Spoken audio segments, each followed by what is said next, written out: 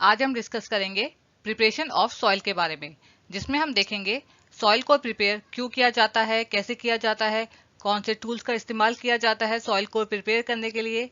अब सॉइल को प्रिपेयर क्यों किया जाता है? किसी भी क्रॉप को ग्रो करने के लिए पहले सॉइल को प्रिपेयर करना बहुत ज़रूरी होता है, क्योंकि अगर सॉइल को प्रिपेयर नहीं करेंगे तो क्रॉप की जो ग्रोथ है वो अच्छी नहीं होगी। तो अच्छी ग्रोथ के लिए, क्रॉप की अच्छी ग्रोथ के लिए सॉइल को प्रिपेयर करना बहुत ज़रूरी होता है। अब फार्मर्स सॉइल को कैसे प्रिपेयर करते हैं वो हम देखते हैं आगे। उससे पहले हम ये देखते हैं कि सॉइल क्या होती है। Soil the upper most layer of the earth that supports life. जो अपर मोस्ट लेयर होती है अर्थ की, उसे हम कहते हैं सॉइल, जो सपोर्ट करती है लाइफ को, जहाँ पे प्लांट्स को ग्रो किया जाता है, जहाँ पे क्रॉप्स को ग्रो किया जाता है। जो सॉइल होती है वो प्लांट्स के रूट्स को फर्मली होल्ड करके रखती है कि जो प्लांट्स है वो प्रॉपर्ली ग्रो कर सके। अब सॉइल के अंदर मिनरल्स होते हैं, न्यूट्रिएंट्स होते हैं, जो प्लांट की ग्रोथ के लिए बहुत इंपॉर्टेंट होते हैं। सॉइल के अंदर वाटर होता है, सॉइल इवन वाटर को स्टोर करके भी रखती है प्लांट्स के लिए। अब सॉइल में एयर होती है, ह्यूमस होता है। ह्यूमस क्या होता है? जो डेड प्लांट, जो डेड एनिमल्स होते हैं वो डिकम्पोज हो जाते हैं सॉइल ऑर्गेनिज्म से। तो डिकम्पोज होने के बाद जो उनके न्यूट्रिएंट्स होते हैं वो रिलीज बैक हो जाते हैं सॉइल में। उसके अलावा सॉइल के अंदर लिविंग ऑर्गेनिजम्स भी होते हैं, जैसे इंसेक्ट्स, माइक्रोब्स, अर्थवर्म्स, जो फार्मर्स के फ्रेंड होते हैं। तो अब हमने देख लिया सॉइल के बारे में। अब आगे हम देखते हैं सॉइल को प्रिपेयर कैसे करते हैं। The steps involve for preparation of soil are ploughing, ploughing जिसे टिलिंग भी कहते हैं, लेवलिंग। तो हम स्टार्ट करते हैं प्लॉइंग से। प्लॉइंग क्या होती है? The process of loosening and turning of the soil. Soil को लूज करना, उसे टर्न करने के प्रोसेस को क्या कहते हैं? प्लॉइंग या फिर टिलिंग। सॉइल को लूज करना, उसे टर्न करना। टर्न करने का मतलब क्या हुआ कि जो नीचे वाली सॉइल है उसे ऊपर वाली सॉइल, जो टॉप सॉइल है, उसे मिक्स करना। अब ये प्लॉइंग की किससे जाती है? This is done by using plough. ये जो प्लाव होता है ये वुड का बना होता है और इसे पुल करते हैं एनिमल्स। बट ये प्लॉइंग की क्यों जाती है? इसके एडवांटेजेस क्या हैं? अब जब सॉइल लूज होगी तो उसमें क्या होगा, जो रूट्स हैं, जो प्लांट की रूट्स हैं, वो डीपली पेनिट्रेट कर सकती हैं सॉइल के अंदर, कि जिससे सॉइल है उन रूट्स को फर्मली होल्ड करके रखती है और जो प्लांट्स हैं वो प्रॉपर्ली ग्रो कर सके। So roots can penetrate deep in soil. अब लूज सॉइल में जो रूट्स हैं वो इजिली ब्रीथ भी कर पाएंगी, क्योंकि जो एयर है वो इजिली पास हो सकती है। So roots can breathe easily. अब लूज सॉइल में जो अर्थवर्म्स होते हैं, माइक्रोब्स होते हैं, इंसेक्ट्स होते हैं, इनकी ग्रोथ भी बहुत इजीली हो जाती है। अब ये सारे क्या होते हैं? ये फार्मर्स के फ्रेंड होते हैं, क्योंकि ये फर्दर सॉइल को लूज करते हैं और भी डिफरेंट टास्क है जो ये परफॉर्म करते हैं। इसके अलावा जो प्लॉइंग होती है वो क्या करती है? वीड्स को भी रिमूव कर देती है। और वीड्स क्या होते हैं? जो अनवांटेड प्लांट्स होते हैं सॉइल के अंदर, उन्हें भी रिमूव कर देती है। Ploughing uproots and buries weed. इसके अलावा जो प्लॉइंग क्या करती है, जो नीचे वाली सॉइल होती है, जो न्यूट्रिएंट रिच सॉइल होती है नीचे, उसे ऊपर ले आती है और टॉप सॉइल से मिक्स कर देती है, कि जिससे जो प्लांट्स हैं उन न्यूट्रिएंट्स को यूज कर सकें। तो ये थे एडवांटेजेस प्लॉइंग के, इसीलिए प्लॉइंग जो है की जाती है। अब आगे हम देखते हैं लेवलिंग के बारे में। तो अब हम देखते हैं लेवलिंग के बारे में। लेवलिंग क्या होती है? It is a process of breaking the crumbs of soil. अब सॉइल के अंदर जो है सैंड के बहुत सारे लम्स होते हैं, मतलब मिट्टी के ढेर होते हैं, मिट्टी के पत्थर होते हैं, जिन्हें क्रम्स बोला जाता है। तो उनको तोड़ने के प्रोसेस को, उनको ब्रेक करने के प्रोसेस को लेवलिंग बोलते हैं। अब ये लेवलिंग की किससे जाती है? लेवलर से, जो वुड का बना होता है। तो किसी भी क्रॉप को ग्रो करने से पहले फार्मर्स जो है अपनी सॉइल को, उतनी जो फील्ड होती है जहाँ पे क्रॉप्स को ग्रो करना है, उसे लेवल करते हैं।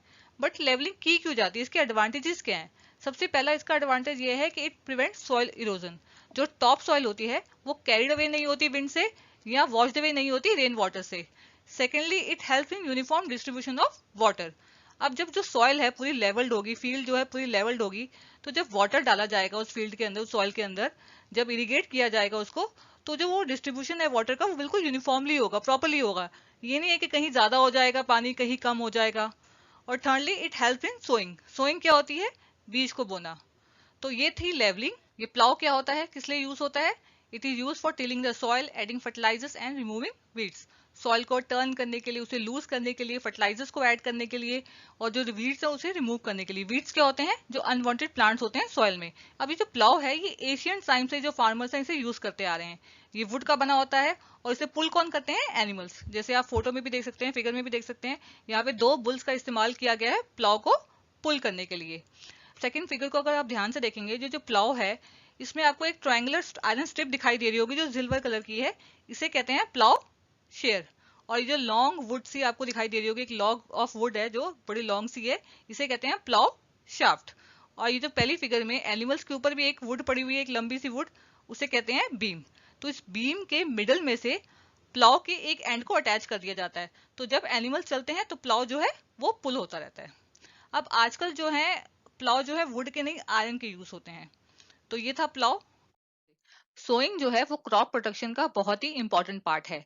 सोइंग सेकंड एग्रीकल्चर प्रैक्टिस है। फर्स्ट क्या है? Preparation of soil. सॉइल को प्रिपेयर करने के बाद जो नेक्स्ट स्टेप होता है वो होता है sowing. Sowing mean the process of scattering seeds in the soil. Seeds को स्कैटर करना सॉइल में, सीड्स को सॉइल में पुट करना, उन्हें डालना। अगर सिंपल लैंग्वेज में बोले तो बीज बोना। बट इसका मतलब ये नहीं कि कोई भी सीड जो है वो आप सॉइल में डाल दें। सीड्स को सिलेक्ट करने का कुछ क्राइटेरिया होता है। अगर हाई यील्ड क्रॉप चाहिए, अच्छी फसल चाहिए, तो इसी क्राइटेरिया के अकॉर्डिंग सीड्स को सिलेक्ट करना चाहिए। तो वो क्राइटेरिया क्या है कि जो सीड होता है वो गुड क्वालिटी का होना चाहिए, स्ट्रांग होना चाहिए, हेल्दी होना चाहिए, और जो सीड है वो होल सीड ही हमेशा सिलेक्ट करें।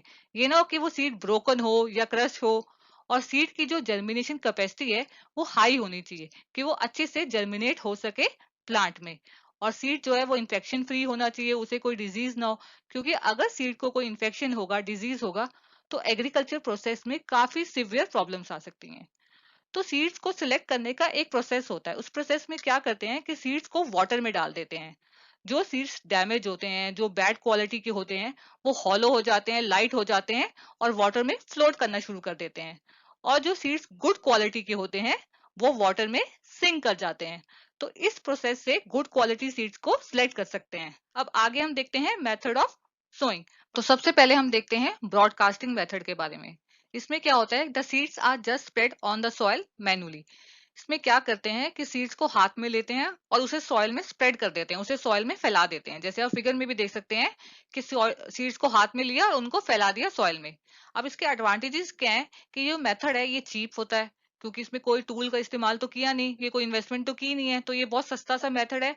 और इसमें टाइम भी कम लगता है, क्योंकि आप हाथ से ही सीड्स को फैला रहे हो सॉइल में, तो इसमें टाइम भी कम लगता है। बट ये जो मेथड है सीड्स को सो करने का, ये बिल्कुल भी अच्छा मेथड नहीं है। इसके बहुत सारे डिसएडवांटेजेस हैं।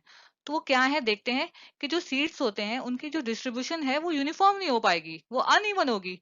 क्योंकि आप हाथ से उसे सीड्स को फैला रहे हैं, तो कहीं पर सीड्स बहुत ज्यादा हो जाएंगे, ओवर क्राउडेड हो जाएंगे, और कहीं पर सीड्स होंगे ही नहीं।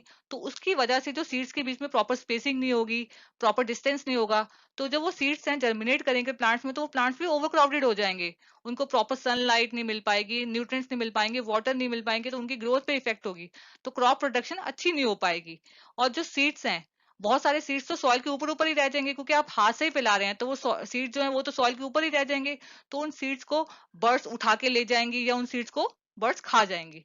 तो ये जो मेथड है ब्रॉडकास्टिंग, ये बिल्कुल भी अच्छा मेथड नहीं है सीड्स को सो करने का। अब आगे हम देखते हैं ट्रेडिशनल मेथड के बारे में। Second method for sowing seeds is traditional method. ये जो है पुराना मेथड है सीड्स को सो करने का। इस पे क्या है, फार्मर जो है टूल का इस्तेमाल करते थे सीड्स को सो करने के लिए। The tool use for sowing seeds is shape like a funnel. इसमें जो टूल यूज होता है वो फनल की शेप में होता है। जैसे आप फिगर में भी देख सकते हैं, जो फार्मर्स ने होल्ड करके रखा हुआ है वो है टूल। और ये टूल जो है बिल्कुल फनल की शेप में है। ये फनल है जिसपे सीड्स को डाला जाता है। और इस फनल के नीचे आप देख सकते हैं पाइप है। तो इस पाइप के थ्रू जो है सीड्स नीचे आते हैं, और इस पाइप के जो है शार्प एंड्स होते हैं। तो ये शार्प एंड्स क्या करते हैं, सॉइल को पियर्स कर देते हैं और सीड को वहां पे प्लेस कर देते हैं। और इस टूल को पुल करने के लिए फार्मर जो है एनिमल का इस्तेमाल करते हैं। जैसे आप फिगर में भी देख सकते हैं कि यहाँ पे दो एनिमल्स को यूज किया गया है इस टूल को पुल करने के लिए। तो ये ट्रेडिशनल मेथड है, ये पुराना मेथड है जो पहले फार्मर्स यूज करते थे सीड को सो करने के लिए। अब आगे हम देखते हैं सीड ड्रिल मेथड के बारे में।